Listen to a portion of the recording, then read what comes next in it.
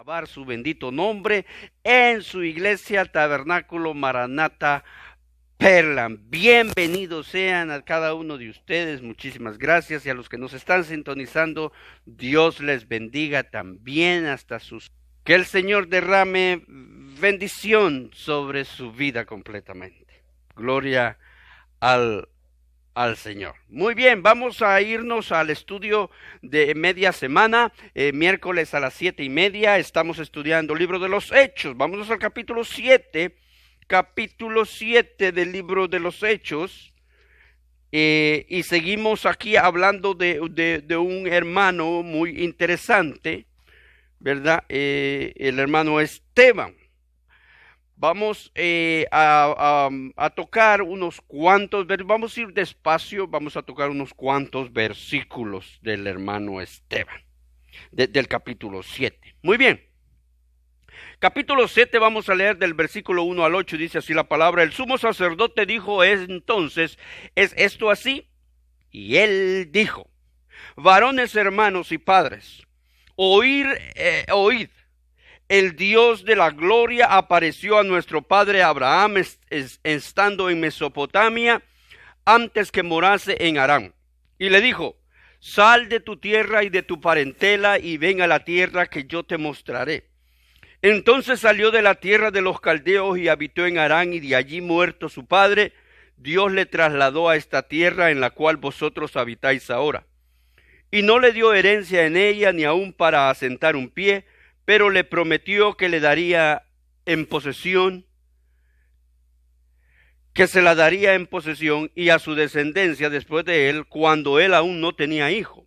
Y le dijo Dios así, que su descendencia sería extranjera en tierra ajena, y que los reducirían a servidumbre y los maltratarían por 400 años. Mas yo juzgaré, dijo Dios, a la nación de la cual serán siervos, y después de esto saldrán y me servirán en este lugar. Y le dio el pacto de la circuncisión, y así Abraham engendró a Isaac, y le circuncidó al 8º día, e Isaac a Jacob, y Jacob a los 12 patriarcas. Padre, bendice tu palabra, te agradecemos por ella, nos gozamos con tu palabra, Señor, y deseamos, Señor, que tu presencia y tu bendición esté en nuestras mentes, en nuestras vidas y en nuestros corazones para guiarnos a toda verdad. Gracias, Señor, por tu gran amor y misericordia en el nombre de Jesús. Amén. Acordémonos entonces que Esteban había sido capturado por los judíos, que discutían con él haciendo uso incluso de algunos testigos falsos por su incompetencia a la hora de debatir, con Esteban, las Sagradas Escrituras. Pero resaltemos que no son las autoridades quienes lo han capturado, sino el mismo pueblo incitado con mentiras y malas interpretaciones, promovidos por los miembros de la sinagoga de los libertos. Ahora veremos a Esteban delante de del concilio de ancianos y sacerdotes en el discurso que parece ser el más largo que se registra en el libro de los Hechos, y realmente no está ahí Esteban para defenderse, sino para enfatizar algunas cosas de la historia judía. Esteban lo llevará a la conclusión de que Dios no está limitado a un lugar geográfico o a un pueblo en particular. Esto es interesante porque a partir de aquí en adelante nos dejará ver algo así como una puerta abierta del evangelio o del evangelismo a los pueblos gentiles del resto del mundo, que en ese momento, en los capítulos anteriores, en los estudios anteriores, nos hemos dado cuenta que todo tenía como marco de referencia el pueblo judío y en la región del pueblo de Israel. Ahora se está abriendo un panorama, y de aquí en adelante realmente vamos a ver un evangelismo abierto para todas las naciones. quizá el Espíritu Santo, o seguramente el Espíritu Santo, está dejando esto en detalle para entrar al esquema del mandato de Jesús de ir por el mundo a todas las naciones.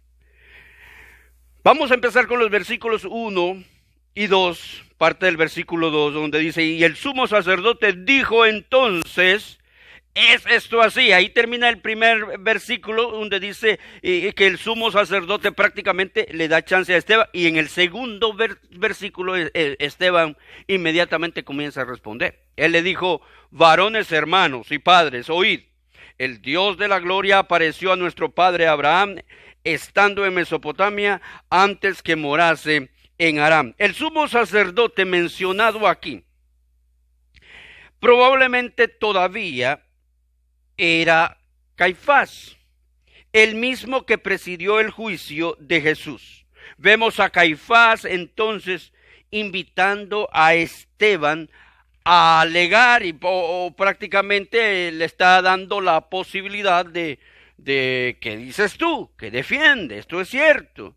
Esteban empieza mostrando un profundo respeto por lo que los personajes representaban. Le llama, en primer lugar, miren la primera parte del versículo 2, le llama hermanos. ¿Por qué?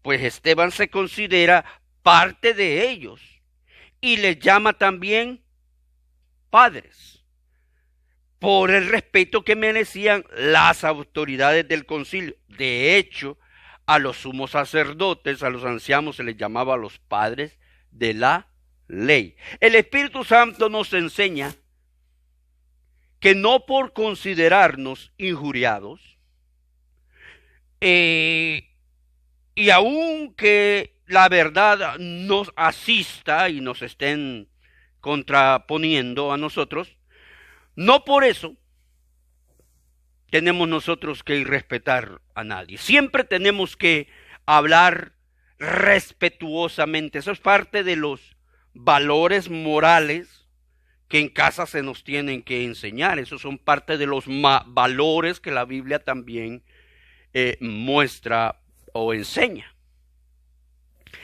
En la siguiente parte del versículo 2, vemos a Esteban que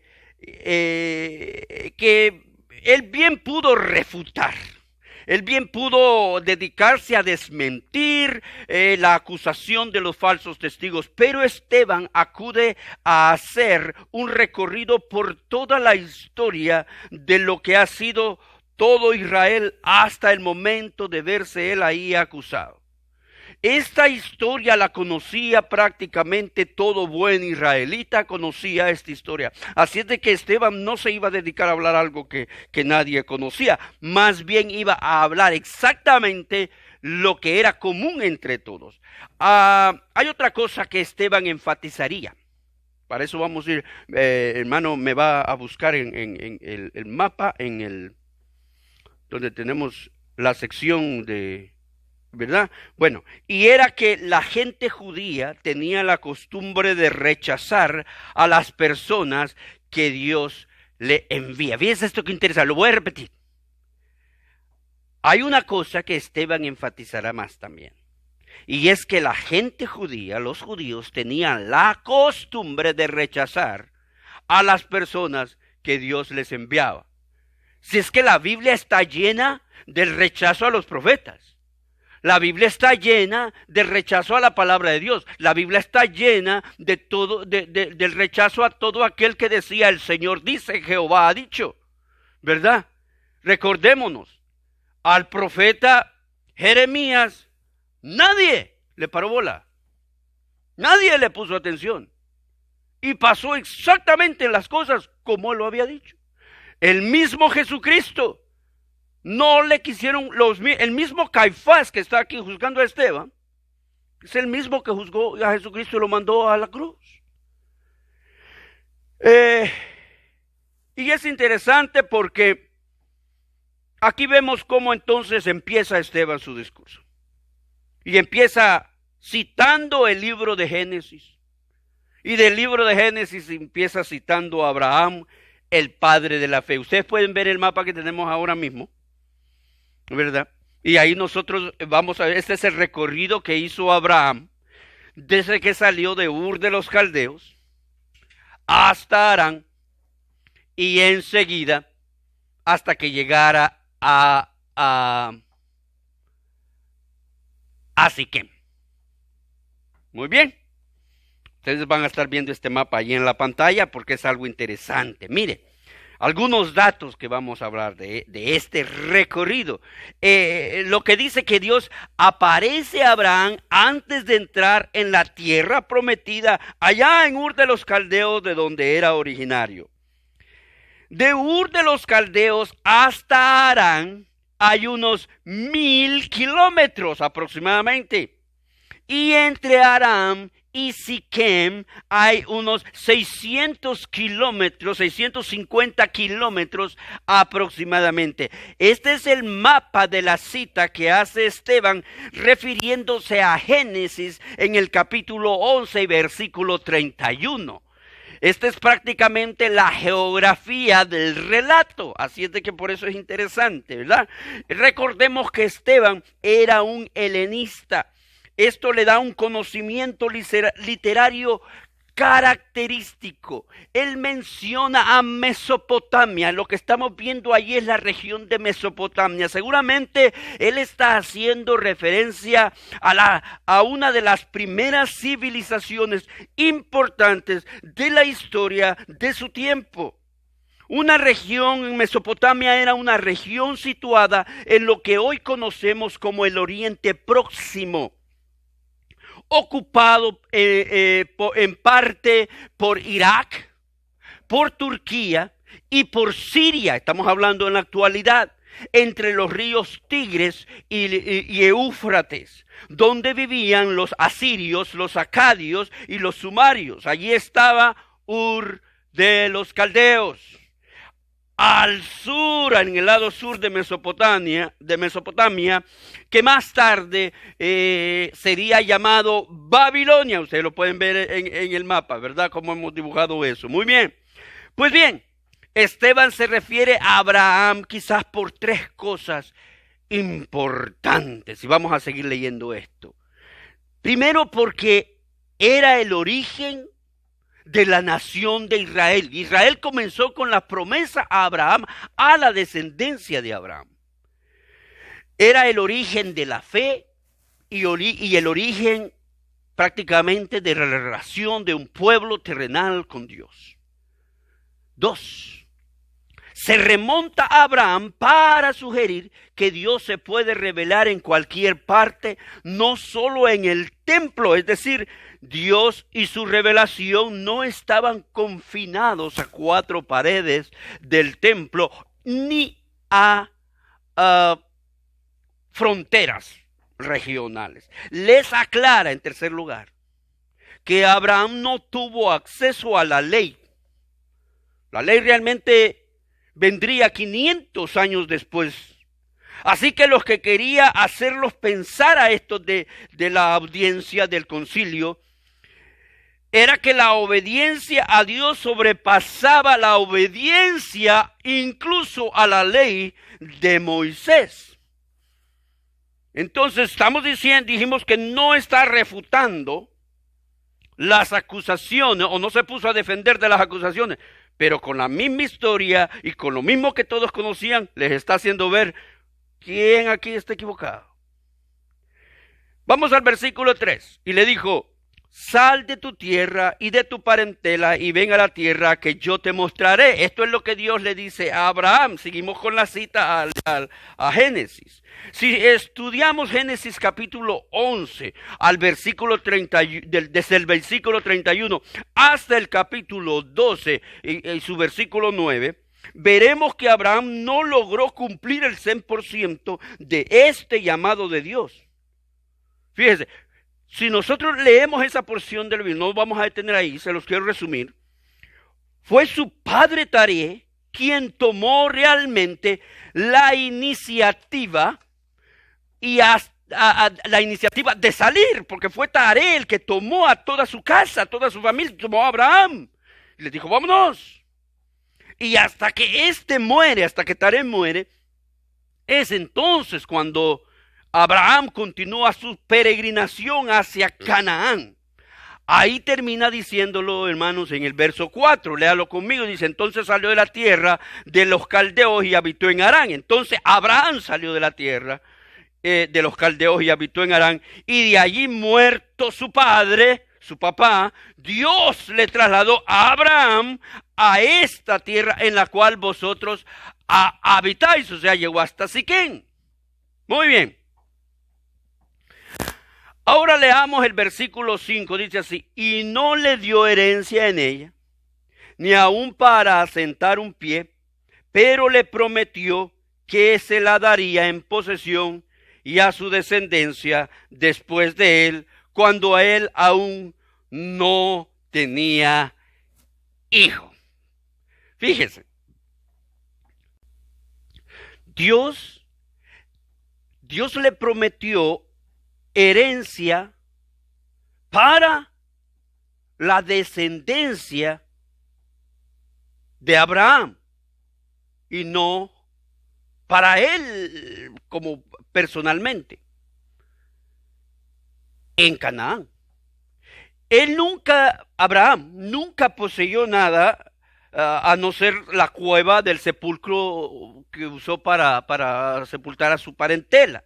El compromiso de Dios era que la escritura de la tierra estaría a nombre de la descendencia de Abraham y no de Abraham mismo. Lo trascendente de esta promesa, es que Abraham en este momento de la promesa no tenía hijo o hijos, así que de no ser por la fe no habría otra manera de sustentar esta promesa y todas las acciones que Abraham tomaría. Si no hubiera sido porque Abraham creyó en su corazón a Dios, esto no hubiera sucedido porque las evidencias reales no existían, las condiciones reales no existían, era solo la fe en el Señor Dios Todopoderoso. Esteban entonces enfatiza al concilio una relación con Dios basada en la fe y no en evidencias externas como un templo, aquí viene otra vez,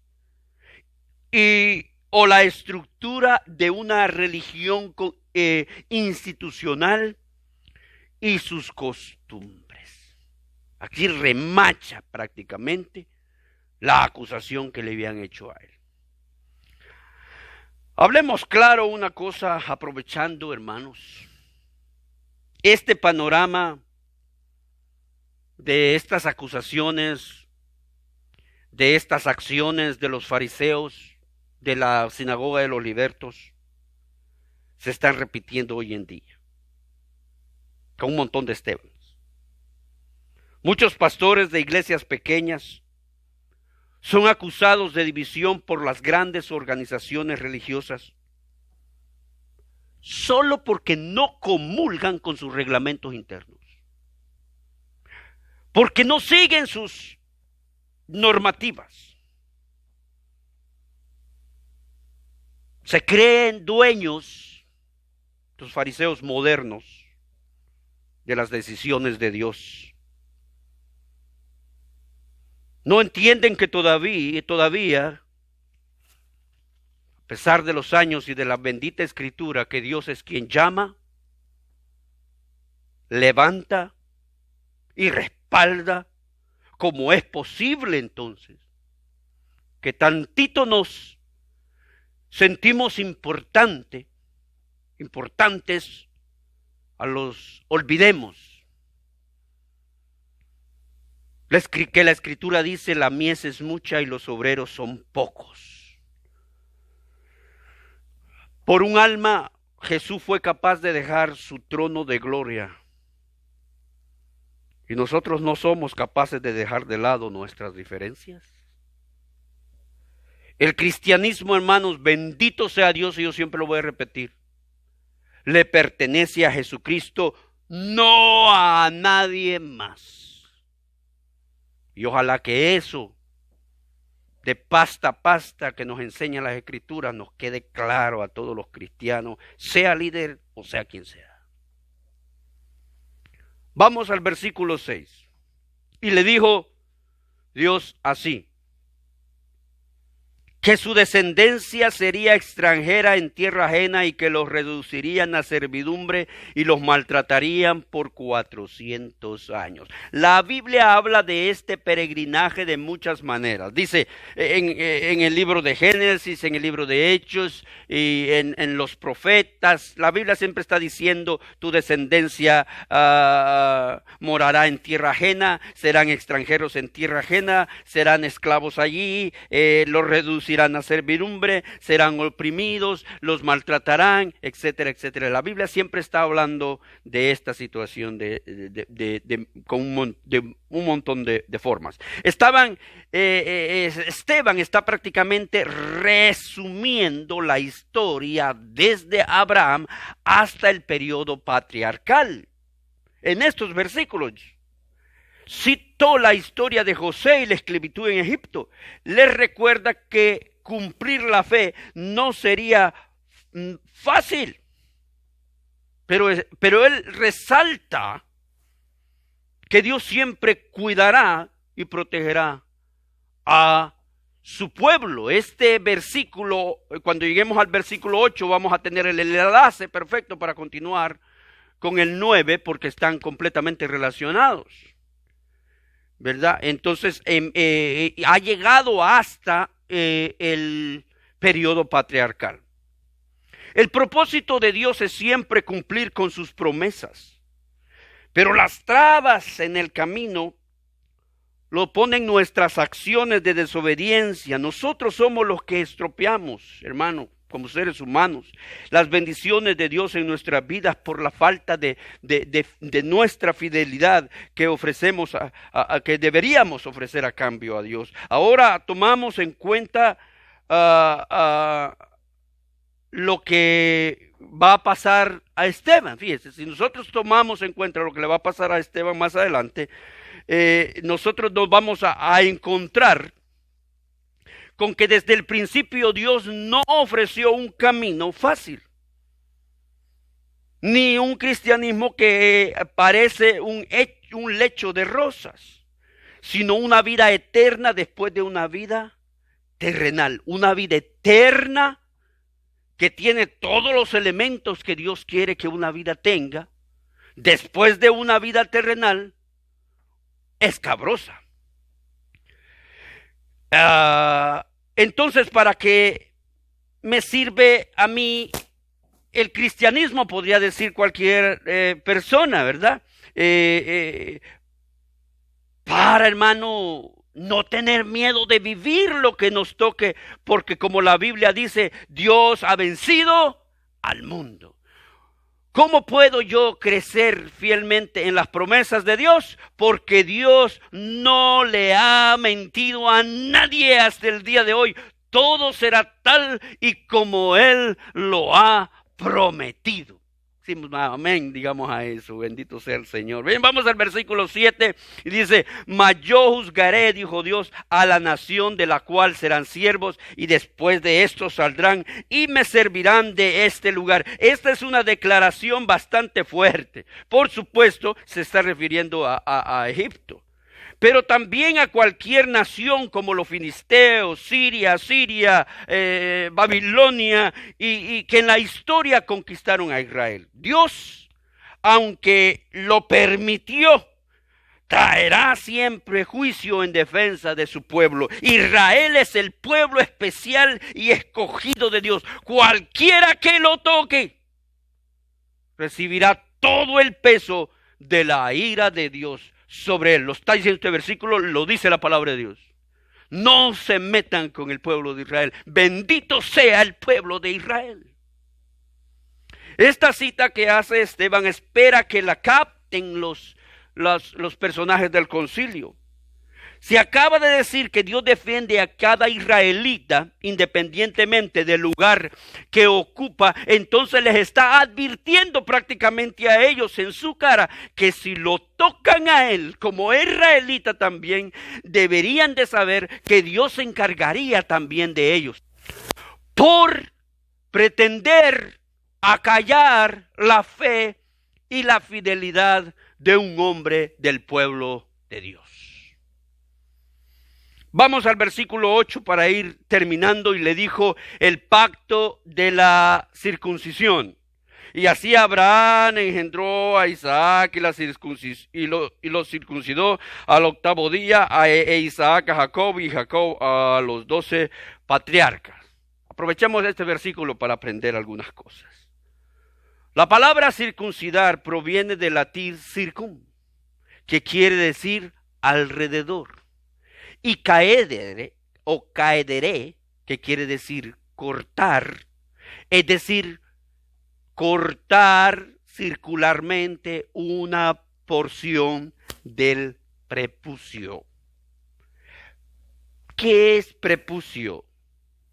Es el pliegue musculocutáneo que recubre el glande del pene del varón. La circuncisión es la señal de la alianza de Jehová con su pueblo Israel. Si usted no ha aprendido eso, es bueno que de una vez ahora, porque la Biblia va a hablar en repetidas ocasiones de circuncisión, así es de que aprenda estos conceptos para que los maneje con libertad. Abraham tenía, hermanos, 99 años cuando se circuncidó.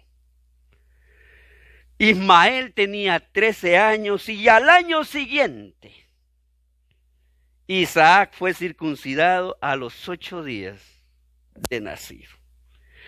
Se estableció al principio de la circuncisión que fuera realizada por el padre del niño o un varón de la familia.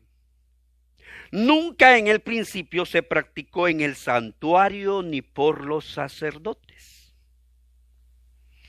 Posteriormente, esta tarea la realizaba alguien especializado en esto o en esta ceremonia llamado mol. Preferentemente se hacía en la sinagoga por la mañana y ante unas 10 personas, por lo menos. Le estoy relatando la ceremonia de circuncisión. En la ceremonia, hermanos, se ponían 2 sillas. Una silla era para el testigo que prácticamente tomaba al niño en brazos, y la otra silla era para Elías, que se cree o se creía que estaba presente en la ceremonia. Entonces, el mol, mientras el mol o el personaje está hablando y dice: bendito sea el Señor nuestro, que nos ha santificado en nuestros preceptos y nos ha concedido introducir a nuestro hijo en la alianza de nuestro padre Abraham. Mientras él está diciendo esto, está cortando o está haciendo la herida, la incisión, usando un cuchillo de piedra o sílex. Esto en el principio, un cuchillo de piedra llamado sílex, aunque después llegó a ser un cuchillo de metal. Y también imponía un nombre al niño, como lo hizo Dios con Abraham. ¿Te acuerdas que le dieron de Abraham a Abraham? Muy bien. Luego curaba la herida y se terminaba con una comida familiar. ¿Tiene alguna relación con el bautismo de infantes que practican por ahí, verdad? Bueno, el pacto de la circuncisión buscaba reflejar el compromiso personal de obediencia al pacto de Dios, pero los judíos hacían pocas distinciones entre el ritual que les acabo de contar y la realidad. Por eso es interesante todo este panorama del ritual. Yo mismo nunca había conocido este ritual o había leído tan bonito acerca de cómo sucedía esto. Así es de que espero que usted lo aprenda y lo disfrute. Vamos a ir concluyendo entonces este primer episodio de este discurso de Esteban, Nos vamos a detener un poquito en este capítulo 7, ustedes van a ver en los siguientes estudios, ya que es el más largo del libro de los Hechos de los Apóstoles, hermanos. Entre sus características de este capítulo 7, tenemos que va a ocupar una parte considerable del volumen del libro de los Hechos, casi el 5% de la extensión total del libro de los Hechos de los Apóstoles. Y esto significa que para Lucas, para el escritor, era importante ser detalloso con este mensaje del hermano Esteban. Iremos viendo cómo todo este discurso es el que más referencia al Antiguo Testamento tiene. Y quizá por el escritor Lucas, que era gentil y un estudioso de la religión judía, este discurso de Esteban parece una verdadera cátedra acerca del judaísmo. Un panorama completo donde Esteban deja bien claro que él ni cualquiera que profesara fe en Dios podía ir en contra de la ley de Moisés si la conocía adecuadamente. Israel, hermano, fue un pueblo peregrino que inició con la fe de un hombre que un Dios que jamás ha estado ni estará confinado a un tiempo o a un espacio determinado, llamó. Dios le habló a un hombre en una tierra pagana, lejos de donde la gloria de Dios realmente se derramaría. Un hombre que salió en medio de la idolatría, en medio de un pueblo donde Dios realmente, el Dios de Israel, Jehová Dios de los ejércitos, no existía. El propósito de Dios, hermanos, es ineludible. Está sellado con el pacto de la circuncisión. Y por más difícil que le parezca, Dios siempre se encargará de los que incumplan el pacto y de todos aquellos que maltraten a Israel y a sus pactos con el pueblo de Israel. Eso queda claro con esta primera intervención de Esteban. Esteban apenas entonces comienza a enfatizar tres cosas en este discurso. Y con eso nos vamos a ir en mente hoy. Primero Esteban enfatiza la fidelidad de Dios. El pueblo de Israel, en segundo lugar, el pueblo de Israel siempre mostró desobediencia a esa bondad y misericordia que Dios le ha mostrado siempre. Y en tercer lugar, Esteban enfatiza que cuando Dios crea a Israel, Dios tenía un plan, Dios tenía una idea clara de cómo ellos debían comportarse como pueblo de Dios. Aunque tal propósito, hermano, digámoslo, nunca se alcanzará a causa de la naturaleza humana, al final será Jesús el enlace de lo imposible, lo cual es reconciliar a todos los hombres con Dios. Bendito sea el Señor. Amén. Muy bien. Hasta aquí vamos a llegar en el estudio de hoy. Vamos a ir despacito. Hay muchas cosas importantes que aprender. Que el Señor bendiga su santa palabra. No nos vamos sin preguntarle a una persona que no ha recibido a Cristo como su Señor y Salvador personal. Pedirle que le abra su corazón al Señor y le entregue su vida, porque de lo contrario está sujeto a condenación. Dígale al Señor de esta manera: Padre nuestro que estás en los cielos, vengo a ti arrepintiéndome de mis pecados. Señor Jesús, yo te abro mi corazón para que salves mi alma hoy. Dame el cielo por heredad, Señor, porque quiero creer y seguirte a ti. Gracias por morir en la cruz por mí, en el nombre de Jesús.